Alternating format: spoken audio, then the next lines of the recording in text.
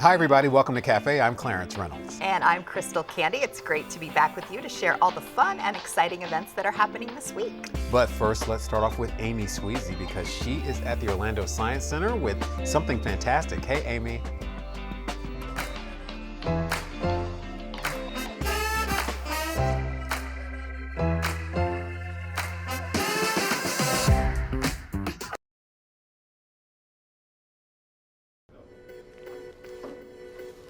Okay, I'm in the kinetic zone at the Orlando Science Center.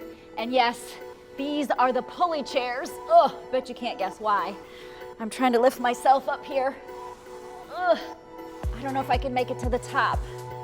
Hey Jeff, how are you doing down there? Yeah, it's not happening. Science is not my friend today. All right, Jeff, well, how about you show me something else in the kinetic zone? That sounds like a great idea. All right, I'll be right down. All right, this is literally science in motion, Jeff. Tell me more about the kinetic zone. Kinetic zone is all about physics, it's about engineering, it's about kinetic energy. All of Orlando Science Center is STEM, but what people kind of visualize when they talk about STEM is really right here in kinetic zone. All kinds of interesting opportunities like this Bernoulli table, which is using the power of air to levitate balls. We also have engineering challenges, which are challenging people to use their problem-solving skills, their collaboration, their critical thinking, all those important STEM skills. I'm terrible at it. This is my revenge on the pulley chair. Right. Very cool. All right, so what else is in here? We've got some simulators. We've got these great engineering challenges where you can create contraptions that go down a zip line. We play around with plasma balls and some of those traditional Science Center things. So there are a lot of physical science activities in Kinetic Zone that will bring back memories of probably Science Centers and museum visits that you went as a kid or when your kids were younger. Right, and that's a good point too, because the Science Center, you always think about it's families with kids. Parents bring their children here, but it's really for all ages, right? Yeah, there's no age limit on curiosity. So if you're interested in learning something new, come on down to Orlando Science Center.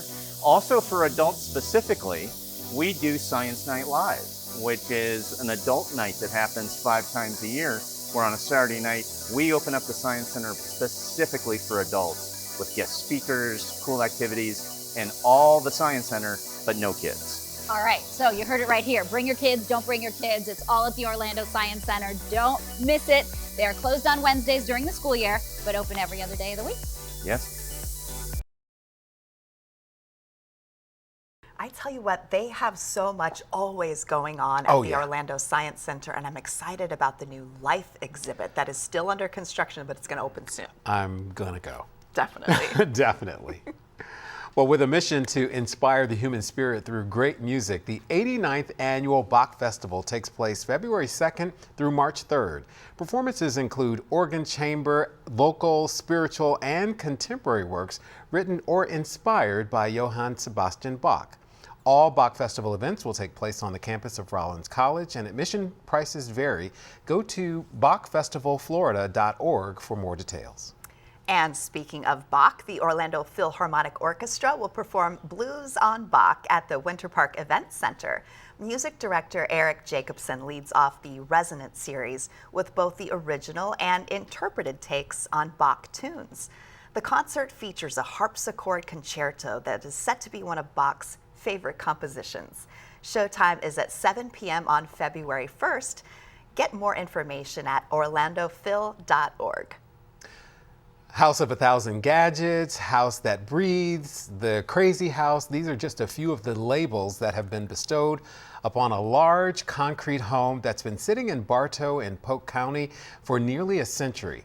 When the man who created the Wonder House was told he had just 1 year to live, he embarked on a passion project that may have saved his life. The Orange County Regional History Center presents a lunch and learn to explore the history, innovations, and secrets of the Wonder House on February 2nd at 12 p.m. Check out historycenter.org for more information. The UCF School of Performing Arts presents Through the Storm, I Need You to Survive, a concert in celebration of Dr. Martin Luther King's birthday. This concert will feature UCF choirs, the Orlando Choral Society, community choirs, and special guests. Admission is free, but you are encouraged to bring a non-perishable food item, which will be collected upon entry. The performance will be held on February 3rd at 6:30 p.m. at the Dr. Phillips Center for the Performing Arts. Go to events.ucf.edu for details.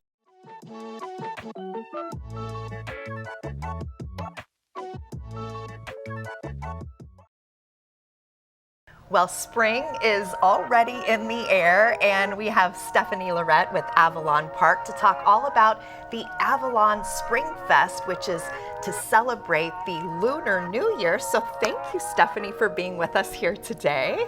Gongsi Fatai. Okay, so that is beautiful. What does that mean? So I just learned, and this is part of our great new partnership with Asia Trend, to bring the Asian culture to our community in East Orlando Avalon Park. And that is the traditional greeting that somebody would say to their friends and family during the new year. I love that, and I love the fact that this is bringing that Asian culture to the Avalon Park community. You guys are such a vibrant community.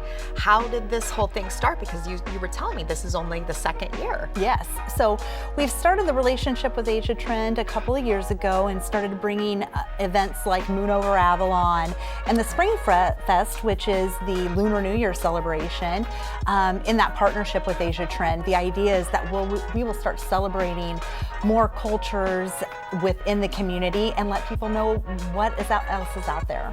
I think that's lovely, because even some of the events that have happened around the holidays, we've had the Lantern Festival, and some of these vibrant cultures. We are such a diverse community in Central Florida, and when you're talking about Avalon Park community, it sounds like you have many diverse cultures there as well, including the Asian cultures. Absolutely, and we're excited to bring this event along with several smaller events that kind of lead up to it. So for instance, all through the month of February, we're going to be doing workshops like mini lantern making, red envelope workshops, Lunar New Year centerpiece activities. Also, the kids and their parents can get engaged in learning more about not just the traditional Lunar New Year celebration that Asian culture celebrate, but things throughout the year. So as more I learn myself personally about the Lunar New Year, it is a very big deal in Asian culture. So what can people expect for the Spring Fest? Because I was looking at some of the activities. You guys have a lot going on that day. We do, and not just that day. So I'm learning too, which is fantastic. That's the whole point of this, right? Yes. So the Lunar New Year actually starts on February the 10th. What I've learned is that the 7th day is the day of the Lunar New Year celebration, where you celebrate everybody's birthday. So on February 17th, that's when Avalon Spring Fest is, from noon to 6 p.m. in downtown Avalon Park. We will be celebrating not just everybody's birthday, but we will be celebrating the Lunar New Year there. So there will be performances like the Wallam Kung Fu lion dance. We have Japanese taiko drummers. We have many vocal performances, vendors, traditional food. It's going to be a great celebration. So when you're talking about some of these dances, the lion dance, what does that entail? Oh, it's very powerful. So last year was actually my first opportunity to get to see it at the Spring Fest event. And yeah, it's a lion, and they weave in and out of the crowd within the community during the celebration. It's just a very neat event. What was the reaction from people when they're seeing this? It sounds like this was for the first time probably for a lot of people. Yes, energized, people are excited, wanted to get involved, followed along with the parade. It was great. It's really celebrating the beauty of that culture and bringing that, like you're saying, to the Avalon Park community. So at this festival, this is an outdoor festival? It is. And it's free admission, I'm understanding? It is. It is free and open to the community. But bring your money, because there's going to be a lot of opportunity to sample some different Asian cuisine, right? Yes, and there will be business booths, arts and crafts vendors, cuisine, yes, all of those things. I had an opportunity to work with you on the Avalon Aglow Parade, and I was so impressed with the fact that you guys really bring the community out. And this is just another opportunity to get people, off of their screens, out into the outdoor spaces in Avalon Park. And with this opportunity, also now to really celebrate the other members of your community, all of your neighbors, and this Asian culture. So we're talking about the lion dance, we're talking about Asian cuisine, some vocal performances. What else can people expect at the actual performance stage? So the Japanese taiko drummers will also be there. Okay, what's that like?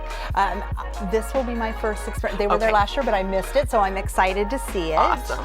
But basically from 12 until 6 p.m. all day, there will be different opportunities to sample different parts of the Asian culture.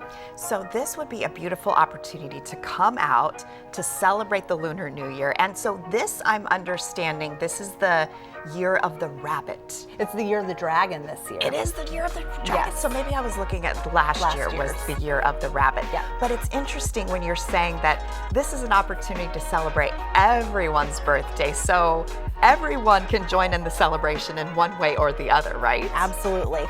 And I may be biased, Avalon Park is a phenomenal community, I might say the best, but it's not just for Avalon Park residents. It's really, Avalon Park is a downtown for all of East Orlando, but everybody is invited. So if you're from the west side of town and you want to come and see what's going on, we absolutely invite you to come.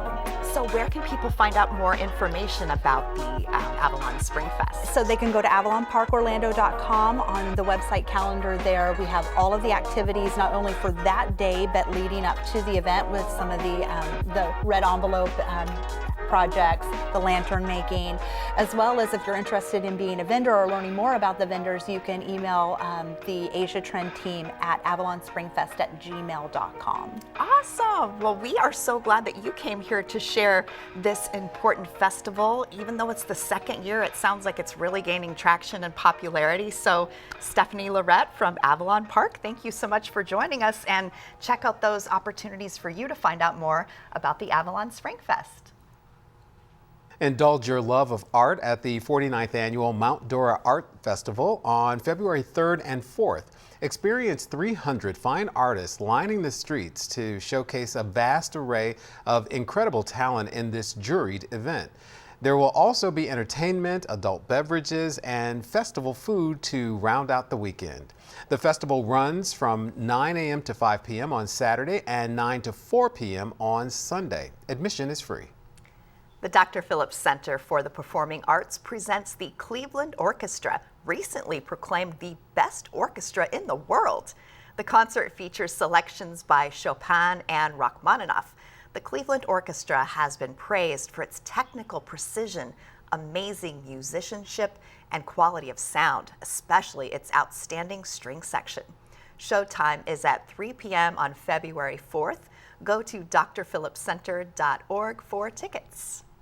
The Morse Museum of American Art continues its Friday film series with the film The Other History of Britain. While the lives and dramas of kings and queens often take center stage in history, this four-part series reveals the other side of the story through the lives of ordinary people. The film series begins on February 2nd. Check out morsemuseum.org for tickets and other showtimes. I tell you what, when you were sharing information about the Wonder House, that really piqued my curiosity. Yeah, the pictures are really amazing. I did not know it existed until I did this. And it's got like greenery growing on it. It's a big giant mansion. Wow, the house that breathes, that makes sense. Yeah, it's really amazing. Okay, sure, definitely check that Oh out. yeah, definitely. Well, that wraps up this week of events, and if you have one that you'd like to share with us for next month, send us an email at cafe@ocfl.net. I'm Clarence Reynolds. And I'm Crystal Candy. Remember to join us next week to see what's new and exciting in your community.